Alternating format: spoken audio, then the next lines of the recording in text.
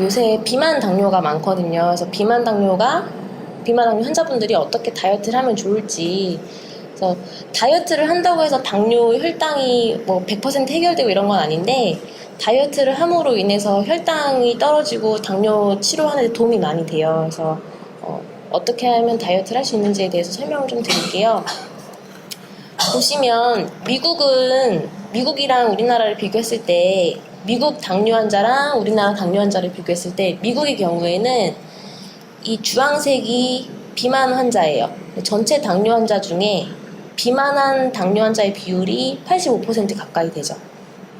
보통 서양은 좀 비만한 환자분들의 비율이 높긴 한데 미국은 특히 높아요. 그래서 비만한 당뇨 환자 비율이 이만큼 높고, 우리나라는 49%로 나와 있는데 이게 점점 해가 갈수록 비만한 당뇨 환자의 비율이 조금씩 늘고 있습니다. 그래서 우리나라는 예전에는 마른 당뇨가 훨씬 많았는데 지금은 비만한 당뇨 환자분들이 점점 많아지고 있고, 그래서 미국만 보더라도 비만이 당뇨에 뭔가 영향을 주고 둘이 관계가 있겠구나라는 생각을 할 수가 있겠죠. 보시면 당뇨 환자를 분석을 해봤더니 54%는 고혈압, 그다음에 51%는 복부 비만, 37%는 고중성 지방혈증, 35%는 그러니까 HDL 콜레스테롤 혈증은, HDL 콜레스테롤은 높을수록 좋다고 하는 거잖아요. 높을수록 좋은데 낮으니까 안 좋은 거죠. 이게 뭐 좋은 콜레스테롤이라고 해서 HDL 콜레스테롤은 높을수록 좋고 LDL 콜레스테롤은 낮을수록 좋고 이런 얘기를 하는데, HDL 콜레스테롤이 높을수록 좋은데 낮기 때문에 안 좋은 거예요. 그래서 이 두 개는 고지혈증, 요즘에는 이상지질혈증이라고 하는데, 이 두 가지는 고지혈증이랑 관련돼 있고, 그 다음에 54%는 고혈압. 그 말은 당뇨랑 고혈압이랑 고지혈증이랑 결국 한 세트라는 거죠.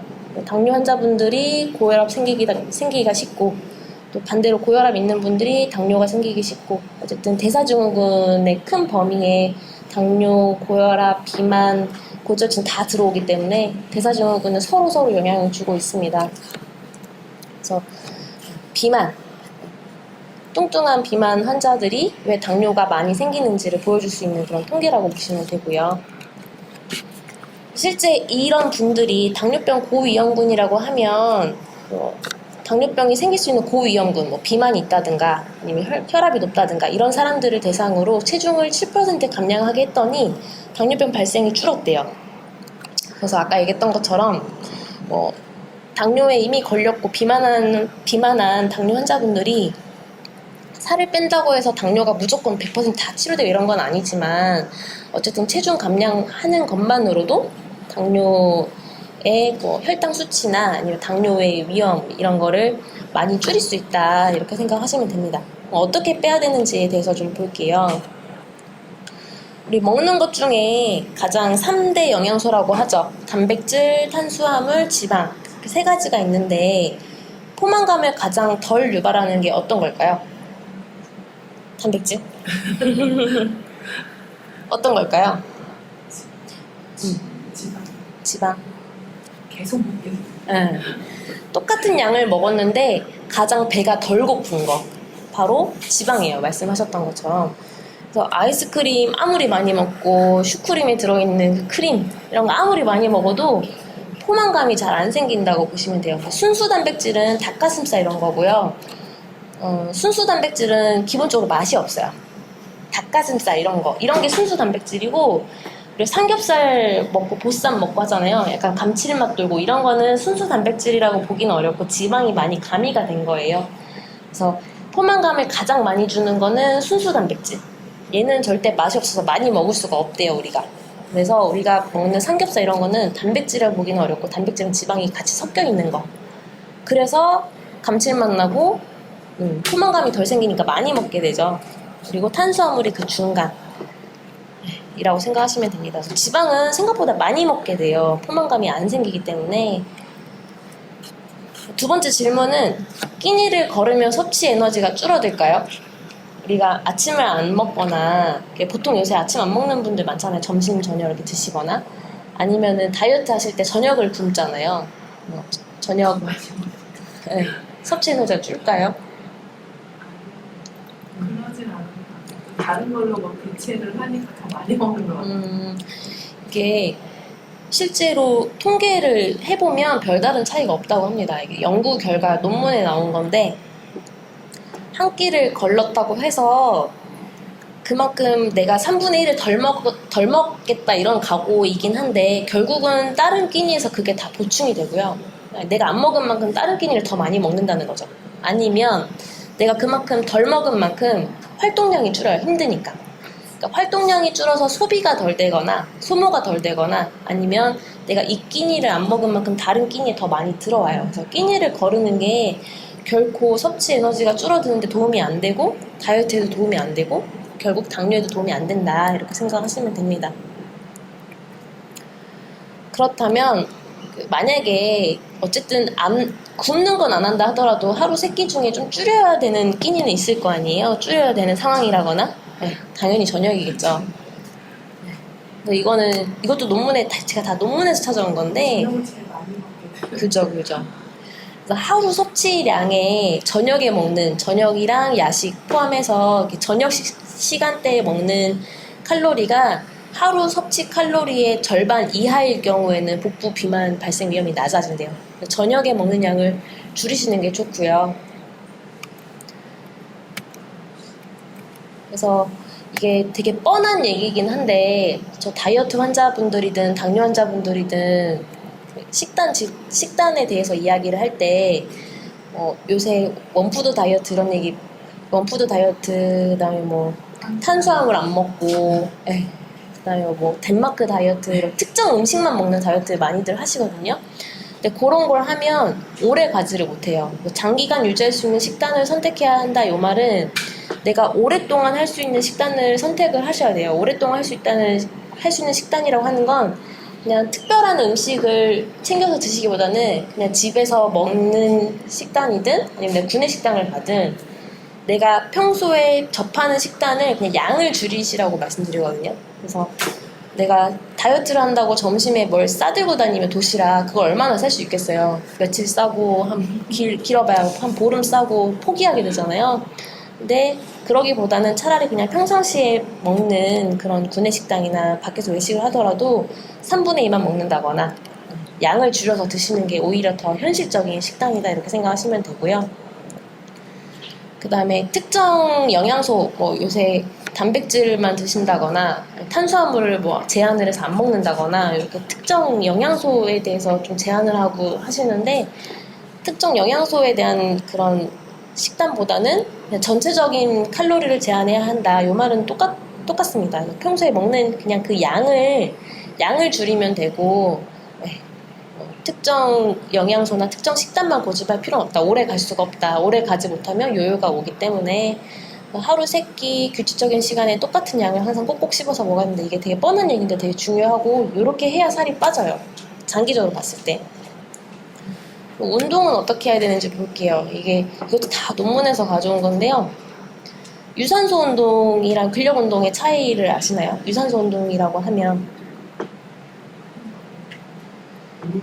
그죠. 땀이 날 만큼 약간 숨이 차면서 땀이 나게끔 하는 운동을 유산소 운동이라고 하거든요. 그래서 유산소 운동은 보통 줄넘기나 아니면 빠르게 걷기, 뛰기 이런 운동들이 좋은데 그런 운동을 하면서 근력 운동을 같이 하는 게 인슐린 저항성 개선에 도움이 된다. 인슐린 저항성이라고 하는 건 뒤에서 다시 설명할게요. 그래서 어쨌든 인슐린 저항성 개선을 하기 위해서 실험을 해봤더니 유산소만 하는 게 아니라 근력 운동만 하는 게 아니라 두 개를 같이 하는 게 인슐린 저항성 개선에 도움이 되더라. 이런 연구 결과이고 그다음에 10주 이상 유산소 운동을 했더니 혈당이나 혈압 개선에 도움이 됐다. 이런 논문도 있었습니다. 그래서 어쨌든 유산소 운동, 근력 운동 같이 꾸준히 하시는 게 혈액 문제 개선, 인슐린 저항성 개선에 다 도움이 된다고 생각하시면 되고 그다음에 운동 강도가 증가할수록 좋을까요? 운동 강도. 자기에 맞게끔 본인에 맞게끔 하는 게 제일 좋겠죠. 근데 어쨌든 어떤 운동을 하느냐, 아니면 운동을 1시간 하냐, 2시간 하냐 이런 것보다는 차라리 운동 강도가 좀 높은 게 좋대요. 그래서 1시간, 2시간 우리 당뇨 환자분들 특히 만보 걷기 많이 하거든요. 밴드에다가 나 오늘 몇 걸음 걸었는지 인증샷 찍어서 올리고 이런 만보 걷기도 많이 하시고. 네, 근데 어쨌든 운동을 오랜 시간 동안 하거나 아니면 특정 운동 뭐 이런 것보다는 어쨌든 강도 높은 운동을 하는 게 좋다라는 논문 결과이고, 그다음에 비만 당뇨 환자분들, 특히 당뇨 환자분들은 유산소 운동도 좋지만 근력 운동이 굉장히 좋아요. 아까 얘기했던 것처럼 근육은 포도당을 많이 쓰거든요. 그래서 근력이 튼튼하고 근육이 좀 뒷받침될수록 포도당을 더 많이 써줘요, 얘가. 그래서 우리는 당뇨 환자분들의 경우는 유산소 운동도 좋지만 기본적으로 근력 운동을 많이 해놓으면 그만큼 포도당 소모가 평상시 많이 되기 때문에 근력 운동이 굉장히 좋아요. 그래서 근력 운동은 아시다시피 뭐 아령, 팔굽혀펴기 이런 거잖아요. 근력 운동. 네, 근데 그런 거 하기에는 좀 힘들 수 있기 때문에 제가 이제 세 번째랑 네 번째 이걸 통해서 좀 제안을 하나 드리면, 강도는 높을수록 좋고 근력 운동이 좋다고 하잖아요. 그러면 가장 효율적으로 할 수 있는 운동 하나를 추천을 해드리면, 우리 몸에서 가장 큰 근육은 허벅지 근육이거든요. 네. 그래서 허벅지를 쓰는 운동을 하시는 게 좋습니다. 그래서 추천을 하나 해드리면 우리 몸에서 가장 큰 근육은 허벅지예요. 그래서 허벅지로 할 수 있는 운동이 가장 효율이 좋다 생각하시면 되고, 그중 하나가 사이클이라고 보는 거예요. 사이클. 스쿼트는 좀 힘들잖아요. 사이클은 집에 있으면 집에서 TV 보면서도 할 수 있고 한 15분, 20분 이렇게 하시면 되기 때문에 강도도 좀 올릴 수 있고요. 그다음에 허벅지 근육 운동을 통해서 가장 큰 근육을 사용하기 때문에 같은 시간에 효율이 좋고요. 그다음에 유산소 운동도 같이 돼요, 더불어. 사이클 굉장히 좋은 운동이라고 추천드리고 싶습니다. 그래서 만보 걷기 이런 거 시간 되게 많이 걸리거든요. 하루에 1시간, 2시간 이상에 투자하셔야 되고, 그래서 사이클 추천해드리고요.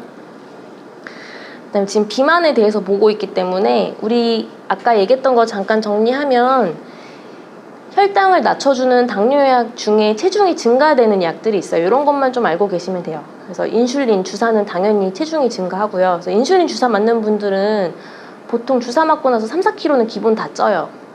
주사 맞으시는 분들.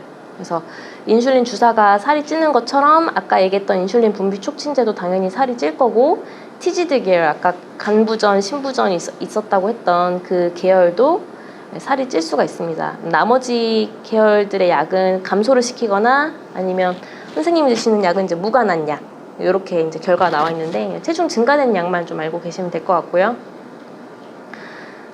그다음에 우리가 당뇨약뿐만 아니라 다른 약들 중에도 체중을 증가시키는 약물들이 꽤 많아요.